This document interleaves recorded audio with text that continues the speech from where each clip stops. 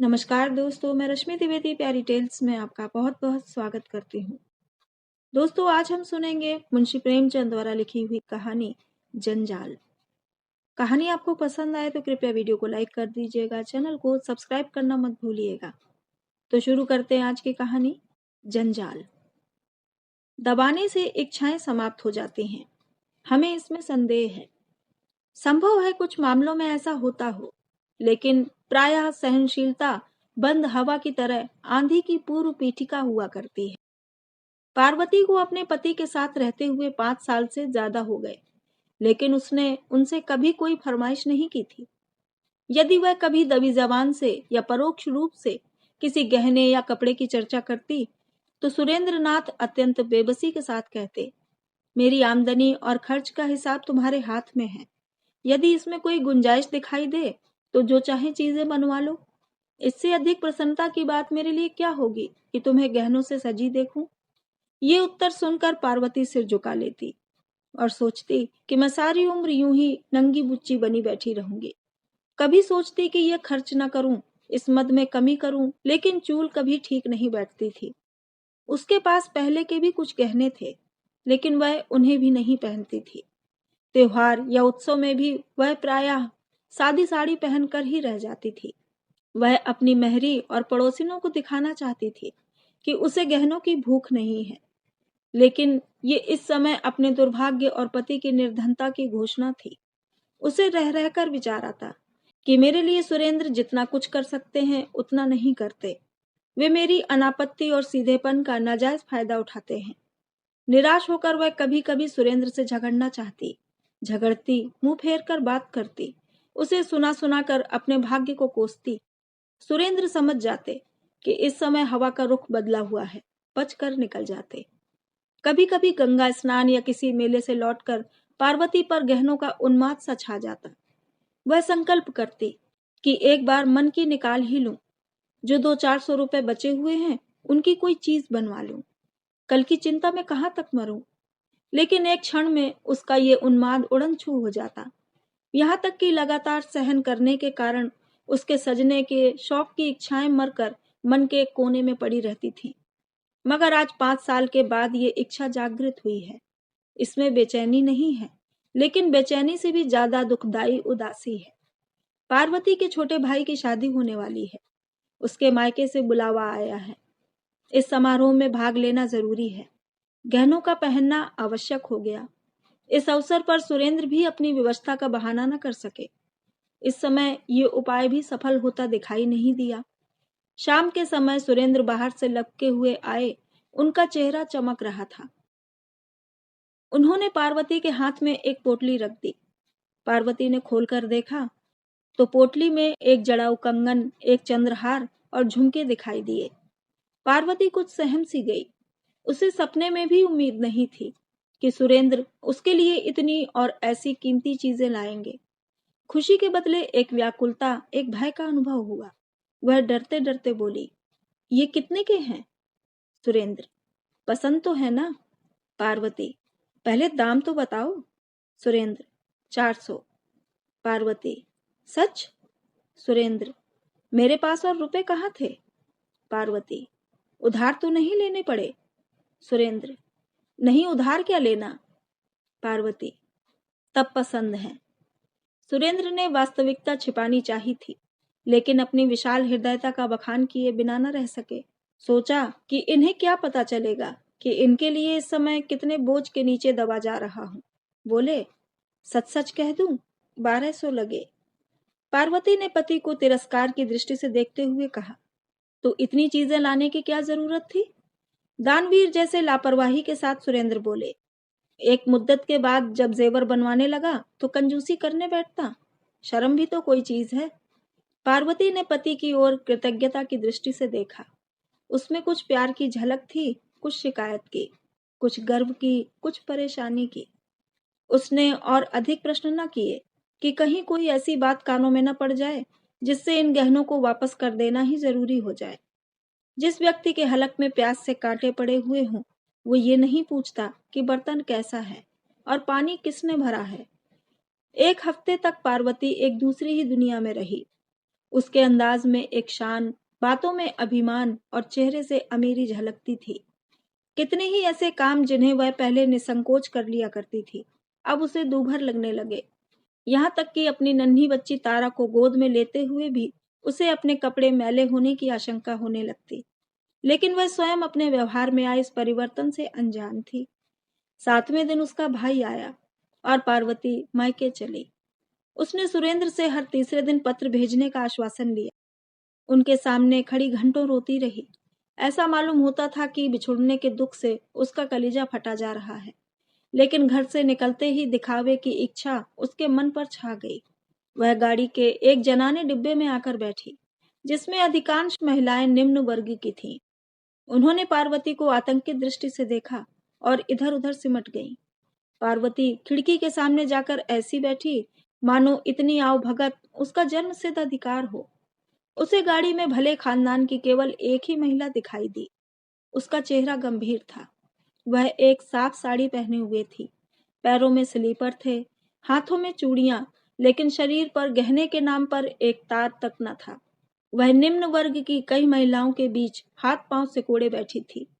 मन ही मन पार्वती ने कहा, निस्संदेह सुंदर महिला है, लेकिन सम्मान कहाँ? कोई बात भी तो नहीं पूछता। एक कोने में दबी बैठी है।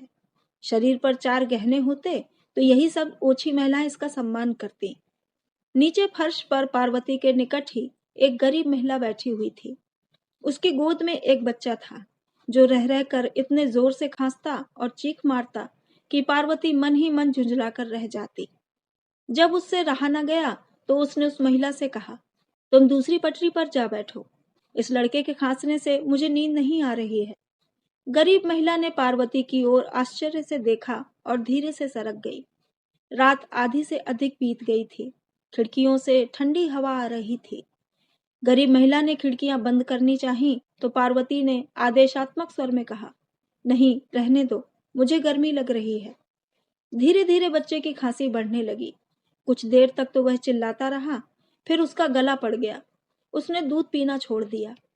सामने बैठी सीधी सादी महिला कुछ देर तक तो बच्चे को देखती रही।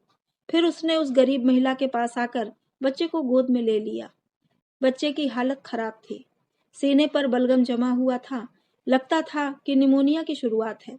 उसने फौरन अपना बक्स खोलकर उसमें से एक दवा निकाली और हवा से बचाकर बच्चे के सीने पर हल्के हाथ से मलने लगी। फिर दूसरी शीशी से एक चम्मच दवा निकालकर बच्चे को पिलाई। गाड़ी की सब महिलाएं आकर बच्चे के निकट खड़ी हो गईं। निरंतर 1 घंटा तेल मालिश करने के बाद उस भली महिला ने अपने बक्से से एक फालालैन का टुकड़ा निकालकर बच्चे के सीने पर बांध दिया। बच्चा सो गया। वह रात के 3 बजे तक बच्चे को गोद में लिए 1-1 घंटे पर दवा पिलाती रही। बच्चे ने दूध पीना शुरू किया। उसके गले की घरघराहट रुक गई और वह मौत के फंदे से निकल आया। बच्चे की माँ अपनी उपकारिणी के पांव पर गिर पड़ी और रो रो कर उसे धन्यवाद देने लगी। इलाहाबाद में पार्वती और वह सीधी सादी महिला दोनों उतरी। पार्वती का भाई आकर कुलियों को पुकारने लगा। जब कोई कुली ना आया तो पार्वती को ही अपने संदूक, बिस्तर आदि उतार उतार कर भाई को देने पड़े। उसकी रेशमी जैकेट चिरक गई। उधर उस गंभीर सीधी सादी महिला ने जैसे ही अपना बिस्तर उठाया तो लपक कर एक महिला ने उसके हाथों से बिस्तर ले लिया। दूसरी ने उसका संदूक उतार लिया। तीसरी ने उसका दवाओं का बक्स उठा लिया और कई महिलाएं उसे धर्मशाला तक पहुंचाने आईं। बीमार बच्चे की मां बार बार उसके आगे हाथ जोड़ती और पैरों पर गिरती। दूसरी महिलाएं भी उससे गले मिलीं। ऐसा लगता था मानो वे अपनी किसी आत्मीय से बिछुड़ रही हों। लेकिन किसी ने पार्वती की बात भी न पूछी। उसके जाने से सब महिलाओं को सच्ची खुशी हुई, मानो सिर से एक बला ही टल गई। अब उन्हें जरा कमर सीधी करने को जगह तो मिलेगी। बीमार बच्चे की मां ने तो उसे घृणा की दृष्टि से देखा और मन ही मन उसे जी भर कर कोसा। पार्वती ने मन में कहा, इस सीधी सादी औरत ने तो अच्छा ही रंग जमा लिया। सभी महिलाएं अनुचरी बन गईं, मानो कोई मंत्र ही फूंक दिया हो। गवारों के बीच तो ऐसा हो सकता है, परंतु किसी भले घर में इसे कौन घास डालेगा। पार्वती का मायका शहर से सटी एक ऐसी बस्ती में था जिसे ना शहर कह सकते थे ना देहात। वहां शहर की तो एक भी सुविधा न थी, मगर देहात के सभी कष्ट मौजूद थे। ना शहर की सड़कें, लालटेनें, नालियां थीं, ना देहात का विस्तार, हरियाली और हवा।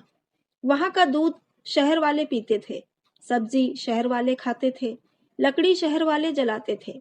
वहां के मजदूर काम करने शहर में जाते थे। खाने पीने की चीजें वहां शहर से आकर ही बिकती थीं। पार्वती के पिता के पास कुछ जमीन थी, लेकिन वे मजदूरों की कमी के कारण खेती न कर सकते थे। उसके दोनों भाई अंग्रेजी पढ़ते और वकालत का सपना देखते थे। भोले भाले से चालाक बनने की धुन सवार थी। बेटी का ठाट बाट देखकर पार्वती की माँ फूली न समाई। उसकी दुनिया उन्हीं इने गिने मकानों और उनके निवासियों तक सीमित थी। वहां के गहने, कपड़े, शादी ब्याह, झगड़े टंटे उसके अस्तित्व की धुरी थे। वह उनमें ही बसती थी और उन्हीं का सपना देखती थी।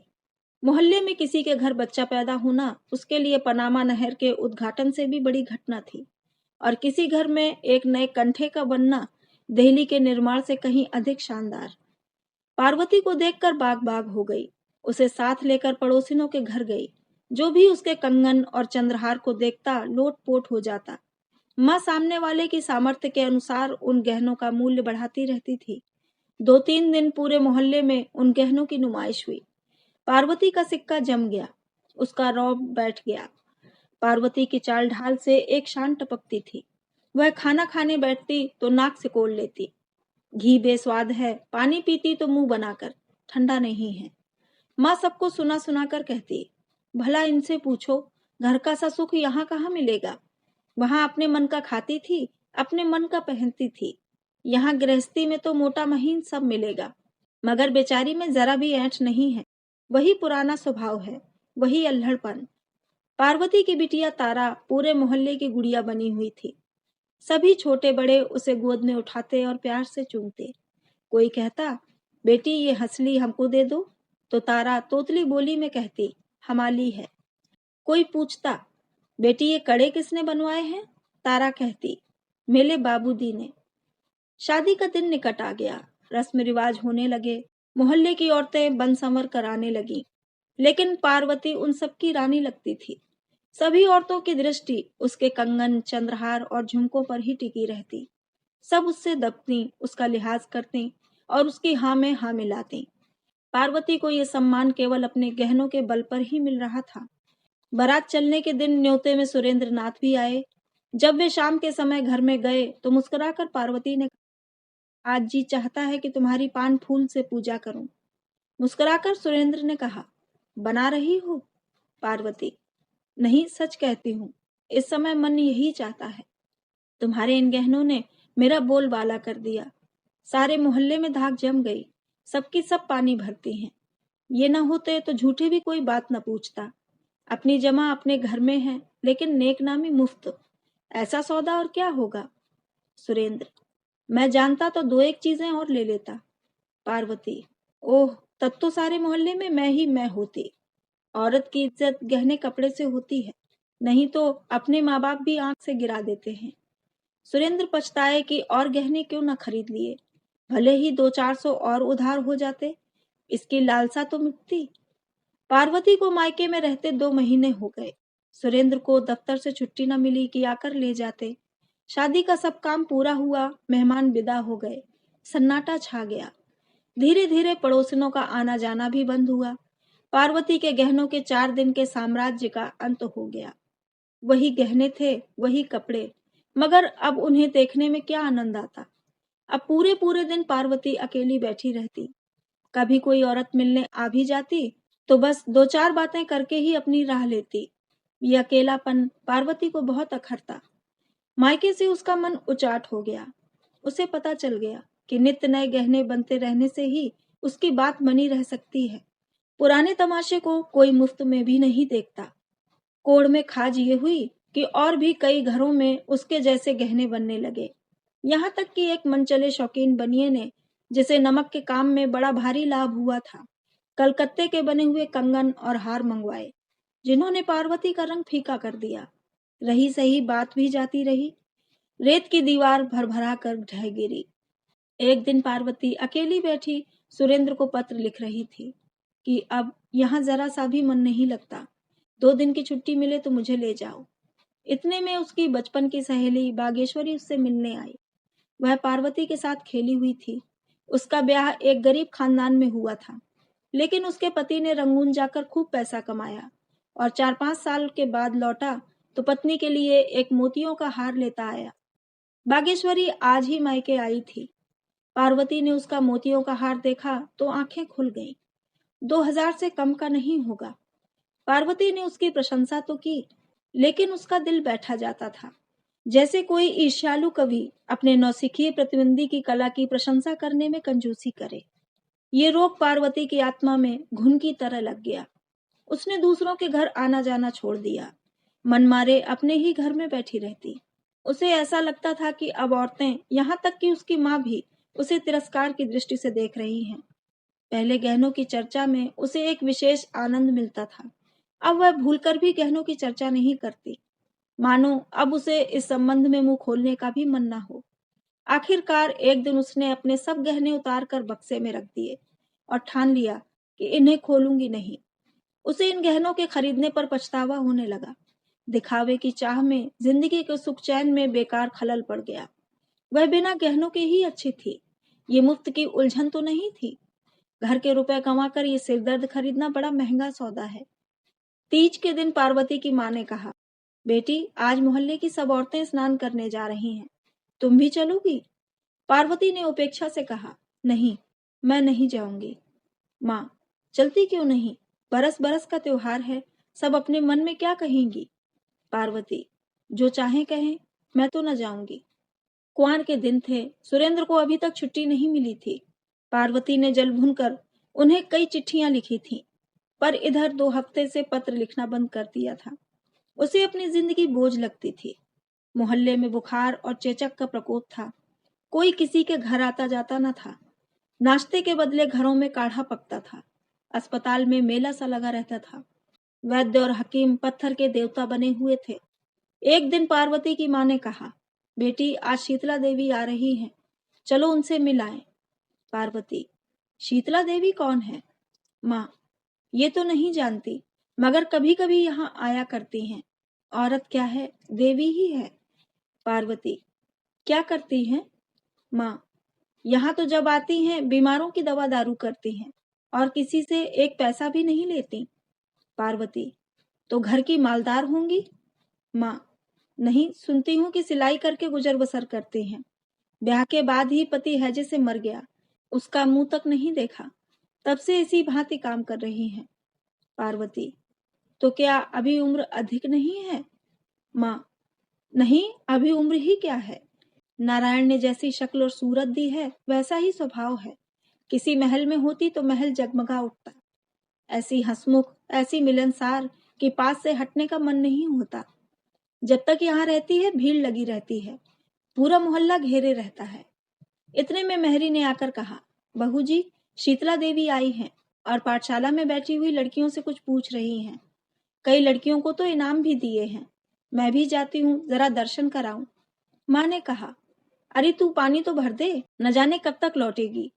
मेहरी, अभी लौटी आती हूँ, कहीं ऐसा ना हो कि चली जाएं। मेहरी के जाने के 1 घंटे बाद पार्वती की वही मोतियों के हार वाली सहेली आकर बोली, चलो बहन, शीतला देवी से मिलाएं, मोहल्ले की सभी औरतें जा रही हैं। पार्वती को भी उत्कंठा हुई। तारा को एक अच्छी सी फ्रॉक पहना दी, परंतु स्वयं वही सादी सी साड़ी पहने हुए शीतला से मिलने चली, गहने नहीं पहने। जब दोनों सहेलियां पाठशाला में पहुंची तो औरतों और बच्चों की भीड़ जमा थी। शीतला देवी जमीन पर बैठी हुई बच्चों को देख रही थी और बक्स से निकाल निकाल कर दवा देती जाती थी, मानो पेड़ों की छांव में एक उजला कुंड था, वैसा ही मौन, गंभीर, शांतिमय और सुंदर। शीतला की आंखों से एक चित्ताकर्षक पवित्रता झलक रही थी। पार्वती ने उसे पहचान लिया। ये वही सीधी सादी महिला थी जिसे उसने गाड़ी में देखा था। पार्वती ने देखा कि इस औरत के सामने मैं कैसी निकृष्ट हूँ, और कुछ मैं ही नहीं, मोहल्ले की वे सभी औरतें जो गहनों से गोंडने की भांति सजी हुई हैं, इस औरत के सामने सेविकाओं की भांति खड़ी हैं। यदि ये सभी अपने को सोने से मढ़वा लें तो भी क्या, क्या इनका ऐसा सम्मान हो सकता है? इससे बात करके कौन निहाल नहीं हो जाता। और जो बीमार हैं वे तो मानो बिना दाम के ही गुलाम हैं। सचमुच इसी का नाम सम्मान है। ये क्या कि 4 औरतें आएं और आंखें मटका मटका कर हमारे गहनों का बखान करने लगें। मानो हमारा शरीर नहीं बल्कि गहनों की नुमाइश का मैदान ही हो। आज से 1 महीना पहले शायद इस प्रकार के विचार पार्वती के मन में न उभरते, लेकिन आजकल गहनों से उसका मन फिरा हुआ था। सामान्य रूप से दार्शनिक विचारों के मूल में निराशा और उदासी ही होती है। पार्वती चित्रलिखित सी खड़ी शीतला देवी का तौर तरीका, बात करने का ढंग और आत्मीयतापूर्ण व्यवहार ध्यान से देखती रही। वह सोचती थी, ये औरत कितनी सुंदर है, लेकिन इसके साथ ही इच्छाओं से कितनी मुक्त। मैं सम्मान की भूखी हूँ, लेकिन मैं जिसे सम्मान समझती हूँ वह यथार्थ से कितना दूर है। मैं अभी तक छाया के पीछे ही भाग रही थी, आज उसका वास्तविक रूप दिखाई दिया है। जब शाम ढल गई और भीड़ छटी तो शीतला देवी की दृष्टि पार्वती पर पड़ी। वह उसे तत्काल पहचान कर बोली, बहन, तुम्हें तो मैंने रेलगाड़ी में देखा था। पार्वती ने कहा, हाँ, उस दिन मैं यहाँ आ रही थी। शीतला देवी ने पार्वती को सिर से पांव तक देखा और फिर उसकी सहेली बागेश्वरी की ओर प्रश्नवाचक दृष्टि से देखा। मुस्कुराकर बागेश्वरी ने कहा, कुछ दिनों से गहने नहीं पहनती। शीतला, क्या गहनों से नाराज है? बागेश्वरी, इनका मन ही जाने। पार्वती, आप भी तो नहीं पहनती। शीतला, मुझे मैसर ही कहा, मैं तो भिखारिन हूँ, बहनों की सेवा करती हूँ और पुण्य के मार्ग में वो जो कुछ दे देती हैं उसी से अपना पेट पालती हूँ। पार्वती, मुझे भी अपने जैसी भिखारिन बना दीजिए। शीतला देवी हंसकर उठ खड़ी हुई और बोली, भीख मांगने से भीख देना बहुत अच्छा है। रात में जब पार्वती लेटी तो शीतला देवी का दमकता चेहरा उसकी आंखों में नाच रहा था, जो उसके मन को खींचे लेता था। उसने सोचा, क्या मैं भी शीतला देवी बन सकती हूँ? तत्काल सुरेंद्र उसके सामने आकर खड़े हो गए। तारा रो रो कर उसकी गोद में आने के लिए मचलने लगी।